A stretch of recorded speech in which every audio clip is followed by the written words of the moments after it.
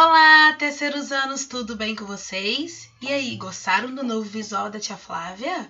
De vez em quando é bom mudar, não é verdade? Quem sabe que você tá aí nessa quarentena, você aproveita para fazer coisas diferentes na sua casa, com seu pai e com a sua mãe. Né? É bom a gente tirar um tempo, às vezes, para isso, para se dedicar mais à família. Então, já que a gente tá com esse tempinho a mais aí, aproveite e faça isso com seu pai e sua mãe, tá bom? Com o vovô, com quem tiver com você aí. Hoje a nossa aula vai ser sobre língua portuguesa e nós vamos aprender sobre sequência narrativa e vamos aprender também sobre o uso do R e do RR. Vamos lá? Pessoal, então, para a gente primeiro entender o que é uma sequência narrativa, a gente precisa saber o significado dessas palavras, não é verdade? Então, sequência quer dizer que é um seguido do outro, um após o outro. E narrativa? Narrativa é o que vai narrar essa história que você vai ler. Então, sequência narrativa é uma sequência de uma história que vai ser contada, narrada. O que precisa se ter numa sequência narrativa? Primeiro de tudo, um narrador, né? É a pessoa que vai narrar essa história, que vai contar essa história para você. Esse narrador, ele pode estar em terceira pessoa, ele pode ser contado, ou ele pode estar em primeira pessoa, dentro da história que você vai contar, entendeu? Então, outra coisa para ser uma sequência narrativa, precisa ter um enredo. O que é um enredo? É contar algo que acontece nessa história. É como a gente vai criar uma história, a gente não inventa o que acontece nessa história. Pois é, nos clássicos dos livros infantis de Cinderela, Chapeuzinho Vermelho, né? Branca de Neve, o que acontece? Tem um enredo, não é isso? A Branca de Neve, ela precisa fugir porque a bruxa quer matar, quer tirar o seu coração, aí ela foge enquanto os 7 anões... Quer dizer, isso é um enredo da história, combinado? E dentro dessa narrativa também, pessoal, tem que ter personagens. Esses personagens podem ser animais, podem ser pessoas, podem ser plantas, mas existem personagens, combinado? E nessa narrativa existe um espaço-tempo. Mas o que vem a ser espaço-tempo, professora? Espaço-tempo é onde acontece essa história. Essa história vai acontecer onde? Numa floresta? Numa cidade. Vai acontecer no interior, na roça. Isso é o espaço-tempo. Em que espaço, em que tempo acontece essa história. Você já percebeu que essas histórias, quando começam a narrar assim, elas assim, era uma vez uma princesa que morava numa linda floresta, numa casa, tá vendo? Ela tá colocando um enredo, tá colocando um espaço-tempo, onde que se encontra, onde vai se passar essa história. Combinado? E essa história também pode passar no passado, no presente ou no futuro, por isso que é espaço-tempo. Outra coisa importante que a gente precisa saber dos textos de sequência narrativa, pessoal, que ele é feita, essas histórias, através de parágrafos e com prosas. O que vem a ser prosas, professora? Prosas são aquilo que é vivenciado no seu dia a dia. O que acontece no seu dia a dia onde se passa essa história no dia a dia, com linguagens do seu dia a dia, linguagens que a gente costuma falar. Então, é um texto que você vivencia muito no nosso dia a dia. E isso vem a ser uma prosa. Tá bom, pessoal? Tudo tá resumidinho aí no slide que a tia colocou para vocês. Isso tudo vai ser importante para as nossas próximas atividades. Agora, pessoal, nós vamos fazer as páginas da apostila. Nós vamos abrir nossa apostila na página 87. Lá na página 87 tem um texto, que é a fábula da cigarra e da formiga. Só que ela tá toda bagunçada, né? Não tem como saber. A tia já ensinou para vocês que a moral de uma fábula fica no final do texto. Vocês vão ver que ela tá lá em cima, então ela tá tudo fora de ordem. Você vai ter que colocar na ordem, combinado? Para poder entender como é que fica. Será o que vem primeiro? De acordo com o que a gente aprendeu sobre sequência narrativa, o que vai contar, você vai ver o que vai ver e vai enumerando. depois, você vai lá na página 88.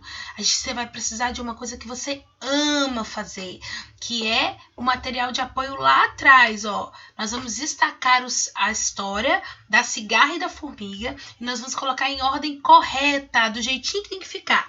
Não tem a história que você fez na página 87, que você já numerou? Agora você vai procurar o textinho correto lá no material de apoio, cortar e riscar tudinho e colar nas tirinhas corretas aí, na ordem que vier. O que vai vir primeiro? Título. O que vai acontecer na história, de acordo com o que você viu na sequência narrativa?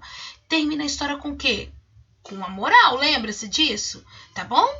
Aí, depois que você fez isso, você vai lá na página 89. Na página 89, o que você vai fazer na página 89?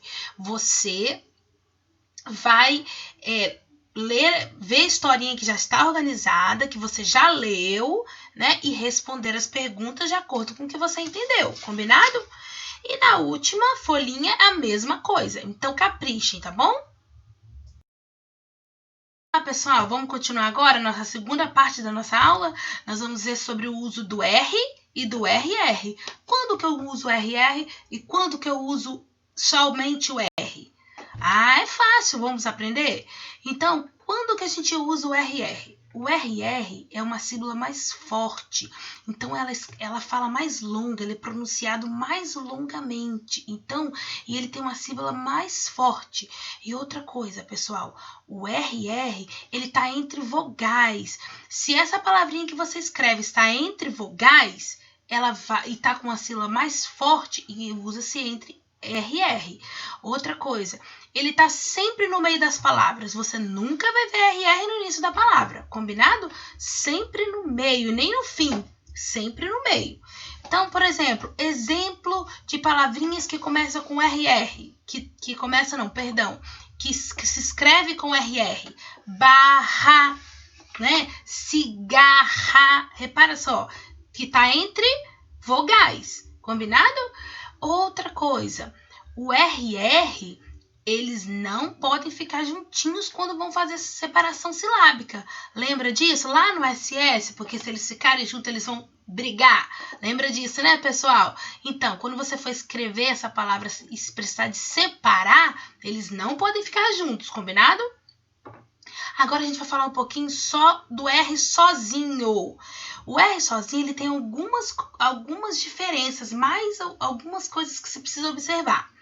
Primeiro, o R sempre no início da palavra, ele é sempre forte e ele vai escrever com R só. Rato, tá vendo? Rabiola, o som é forte, só que tá no início da palavra. Tem como escrever com dois R's? Nunca, porque dois R's só tá no meio das palavras, então escreve com R só. Tem como escrever o R com R só no meio das palavras, quando o som é mais brando. Sereia, né? E entre uma consoante e uma vogal, também se escreve com R só. Outra forma que se escreve com R só, pessoal, no meio de umas palavras, antes do N e antes do S, ó. Honra, tá? O R tá antes do N, então ele vai ficar com R só. E Israel, o R tá forte, porém ele tá antes do S, então ele escreve com R só. Viu que dica legal? E o último é o R no final da palavra, que você vai ver mais em verbos, né? Terminados em AR, ER e IR. Amar, correr, sorrir, tá bom? Então vamos lá treinar agora nas nossas atividades das próximas páginas? Estamos chegando no fim da nossa aula de hoje, mas antes ainda tenho 3 páginas para a gente poder fazer, combinado? Então a gente vai treinar agora o uso do R e do RR. Aí tem um poema, né, que é do José Paulo Paz, né, e que ele está algumas palavrinhas, ele foi escrito, porém está faltando algumas letras R's aí. Aí, de acordo com o que a tia te ensinou do uso do R e do RR, você vai ver aonde que coloca RR e aonde coloca só o R sozinho aí nessa atividade. Você vai completar tudinho. Depois que você completar tudo isso aí, você vai responder. Qual a diferença que a gente observou aí do que a gente já estudou?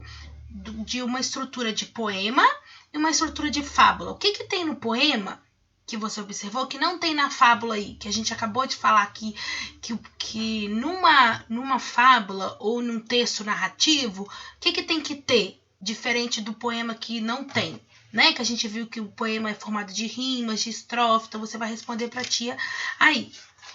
Na segunda página aí do lado, tá aí, você na última estrofe, o poema revela a sua opinião. Agora a sua opinião. Mas o que você acha que significa, seria uma barra? Isso seria uma barra. Aí você vai ver e vai responder. A letra A e a letra B. E no final, você vai dizer pra tia Flávia assim na terceira questão. Quando que a gente usa o RR que a tia já explicou a vocês? Volta um pouquinho lá e verifica, tá bom? E a última folhinha é uma fábula, agora é uma fábula do corvo e do jarro, o lobo e o burro. Só que tem algumas palavrinhas escritas erradas, que era para colocar 2 R's ou um R só e eles escreveram errado.